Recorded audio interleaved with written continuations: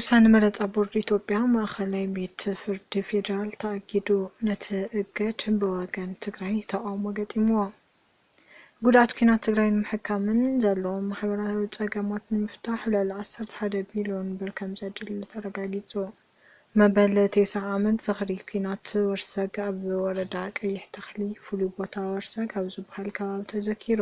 ኣይተ ጌታቸው ረዳ ናይ ለውጢ ሓይሊ መሲሉ ኣብ አዲስ አበባ ዝነቐጠ ህወሓት እዩ ክብል ኮሎኔል ደመቀ ዘውዱ ገሊጹ። ውሳነ መረፃ ቦርዲ ኢትዮጵያ በማእከላይ ቤት ፍርዲ ፌደራል ተኣጊዱ ነቲ እግድ ብወገን ትግራይ ተቃውሞ ገጢምዎ። እዚ ናይ እግድ ውሳነ ዝተመሓላለፈ ብኣይተ ጌታቸው ረዳ ዝምራሕ ዲሞክራሲያዊ ስምረት ትግራይን መረፃ ቦርዲ ኢትዮጵያ ብዘቕረቦ ክሲ መሰረት እዩ። ኣብ ቀረባ መዓልትታት ብሄራዊ መረፃ ቦርዲ ኢትዮጵያ ኣብ ክልላዊ መንግስቲ ኣምሓራን ክልላዊ መንግስቲ ትግራይን ኣከርኸርቲ ብዝበሎም ናይ መረፃ ቦታታት ካብ ጊዜያዊ ምምሕዳር ትግራይ ወፃኢ ተፃውዕነቶም ንመንግስቲ ፌደራል ክኾኑ ብቤት ምክሪ ፌደሬሽን ተወሲኑ ኢሉ ብዝወፅኦ ሓበሬታ ስዒቡ ዲሞክራሲያዊ ስምረት ትግራይ ንመረፃ ቦርዲ ኢትዮጵያ ድሕሪ ምክሳሱ ማእከላይ ቤት ፍርዲ የፌደራል ከፍተኛ ፍርድ ቤት ተኣጊዱ እቲ ናይ መረፃ ቦርዲ ውሳነ ንግዚኡ ተኣጊዱ ክጸንሕ ብፍትሐ ብሄር ሕገ ወፅሪ 154 መሰረት ትእዛዝ ኣመሓላሊፉ። እዚ ከምዚ ኢሉ እናሃለወ ላዕላውነት ትግራይ ጉዳይ ቤት ፍርዲ ኢትዮጵያ ኣይኮነን ክብሉ ምክትል ፕረዚዳንት ጊዜያዊ ምምሕዳር ትግራይ ኣይተ ኣማኑኤል ኣቦ ወንበር ውድብ ሳልሳይ ወያነ ዝነበሩ ፖለቲከኛ ኣይተ ኣሉላ ሃይሉን ተቃይሞሞ። ዓበይቲ ብሄራዊ ጉዳያት ትግራይ ብምሽጥርን ድራማን ናብ ቢሮክራስን ቤት ፍርዲ እናወሰድካ ናብ ዋጋ ዕዳጋ ምውራድ ኣብ ልዕሊ ህዝቢ ትግራይ ዘስሕቦ ቀጻሊ መዘዝ ከቢድ እዩ ክብሉ ምክትል ፕረዚዳንት ጊዜያዊ ምምሕዳር ትግራይ ኣይተ ኣማኑኤል ኣሰፋ ገሊፆም። ኣቦ ወንበር ውድብ ሳልሳይ ወያነ ዝነበሩ ፖለቲከኛ ኣይተ ኣሉላ ሃይሉ ብግዲኦም መንግስቲ ኢትዮጵያ ኣብ ቀረባ እዋን ብቦርዲ መረፃ ዝሃቦ ውሳነ ኣመልኪቶም ፖለቲካዊ ውሳነ እዩ ቅልበስ እንተሃልይዎ እውን ብፖለቲካ እምበር ብቤት ፍርዲ ስለ ዘኣገዶ ዕሽሽ ኣይትበሉ ድሕሪ ምባል እዚ ጉዳይ ሕጫጨ ገዲፉ እዛ ደርሆ ፃሕቲራ ትረኽቦ ድንቁርና እዩ ክብል ድማ ሓሳቦም ኣብ ማሕበራዊ ሚድያ ካፊሎም ኣለዉ። ላዕላውነት ትግራይ ጉዳይ ቤት ፍርዲ ኢትዮጵያ ኣይኮነን ዝበሉ ምክትል ፕረዚዳንት ኣይተ ኣማኑኤል ኣሰፋ ብግዲኦም ላዕላውነት ትግራይ ጉዳይ ዋጋ ዕዳጋ ኣይኮነን፣ ላዕላውነት ትግራይ ጉዳይ ሪፈረንደም ይኹን ላዕላውነት ትግራይ ጉዳይ ድራማን ሻጥርን ኣይኮነን ክብሉ ድማ ሓሳቦም ኣብ ማሕበራዊ ሚድያ ገሊፆም ኣለዉ።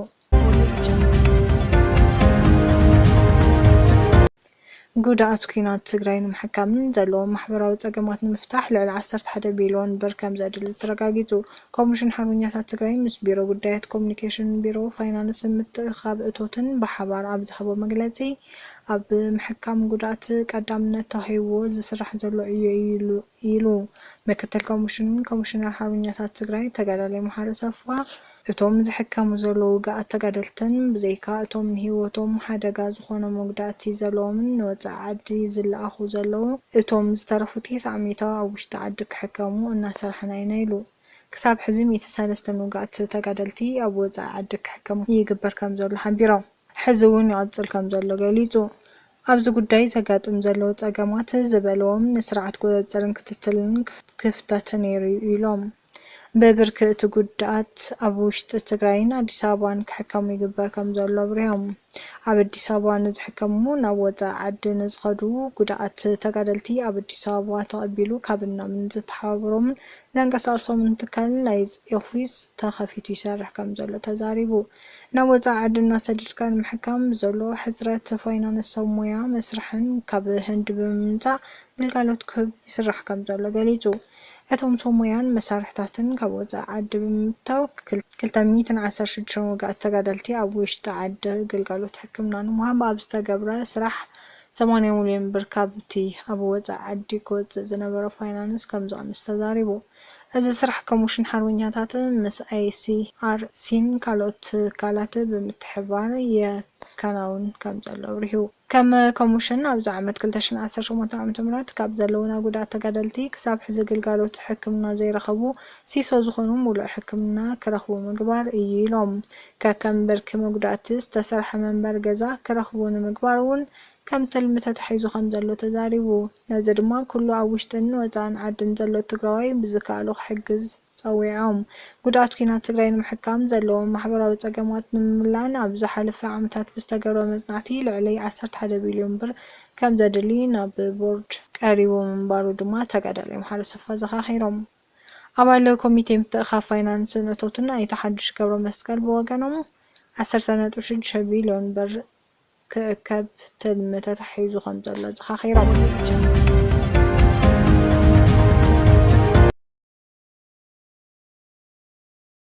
መበል 9 ዓመት ዝኽሪ ኩናት ወርሰግ ኣብ ወረዳ ቀይሕ ተኽሊ ፍሉይ ቦታ ወርሰግ ኣብ ዝበሃል ከባቢ ተዘኪሩ። ኩናት ወርሰግ ድሕሪ ስዕረት ወራር ፋሽስት ጣልያን ኣብ ኩናት ዓድዋ ሰራዊት ጣልያን ብዙሕ ምድላው ገይሩ ድሕሪ 40 ዓመት ኣብ 1928 ዓ.ም ትግራይ ንምንብርካኽን ንናይ ኩናት ዓድዋ ሕነን ምፍዳይ ዝተኻየደ ኩናት ምንባሩ ድማ ሰነዳት ታሪክ ይሕብሩ። ኩናት ወርሰግ ፋሽስት ጣልያን በሚእቲ ኣሽሓት ሰራዊት ዝኸተትሉ በዝሒ ዘለዎ ኣፅዋር ኩናት ዝሰለፈሉ ኣብ ልዕሊ ህዝቢ ትግራይ መርዛም ጋዝ ተጠቒሙሉ ከም ዝነበረ እዋን መዛግብቲ ታሪክ ይገልጹ።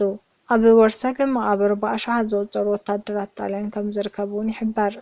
እዚ ብሓድነት ተጋሩ ዓወት ዝተመዝገበሉን ጅግንነት ዝተረኣየሉን ኩናት ወርሰግ ናብ ፍልፍል ሃፍቲ ቱሪዝም ብምውዓል ኢኮኖምያዊ ዕብየት ትግራይ ንምርጋፅ ምስራሕ ከም ዘድሊ እውን መተሓባበር ከይዲ ስራሕ ባህልን ቱሪዝምን ወረዳ ቀይሕ ተኽሊ ከሽከሩ